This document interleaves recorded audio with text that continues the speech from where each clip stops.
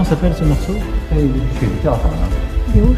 流水就是高山流水，千年古琴呐、奏的是这个千年绝唱，高山流水盼知音呐、它是一个古代的一个很优美的故事。